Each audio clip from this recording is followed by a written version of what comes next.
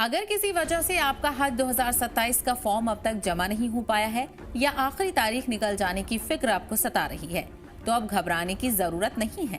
आपके पास अभी भी वक्त है। हज कमेटी ऑफ इंडिया ने हज 2027 के लिए ऑनलाइन दरख्वास्त जमा करने की आखिरी तारीख में इजाफा कर दिया है। पहले दरख्वास्त जमा करने की आखिरी तारीख 20 जुलाई 2026 मुकर्रर की गई थी, लेकिन अब इसे बढ़ाकर 24 जुलाई 2026 कर दिया गया है। यानी जिन अफराद की दरख्वास्त किसी वजह से अब तक जमा नहीं हो सकी है, उनके लिए 3 दिन की मजीद मोहलत दे दी गई है।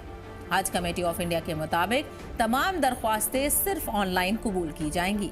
इसके लिए लोग हज कमेटी ऑफ इंडिया की ऑफिशियल वेबसाइट या हज सुविधा मोबाइल ऐप के जरिए अपनी दरख्वास्त जमा कर सकते हैं। दरख्वास्त के दौरान machine readable passport, passport size तस्वीर, बैंक अकाउंट की तफसील और दूसरे जरूरी दस्तावेज अपलोड करना लाजमी होगा।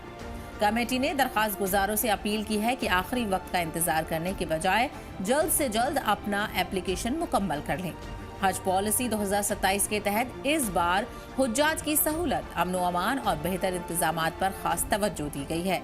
मरकजी हुकूमत पहले ही ऐलान कर चुकी है कि डिजिटल सर्विसेज और नई टेक्नोलॉजी की मदद से हज के पूरे निज़ाम को और ज़्यादा आसान और मुनज़्ज़म बनाया जाएगा, ताकि मुक़द्दस सफ़र के दौरान ज़ायरीन को किसी तरह की दिक्कत का सामना न करना पड़े।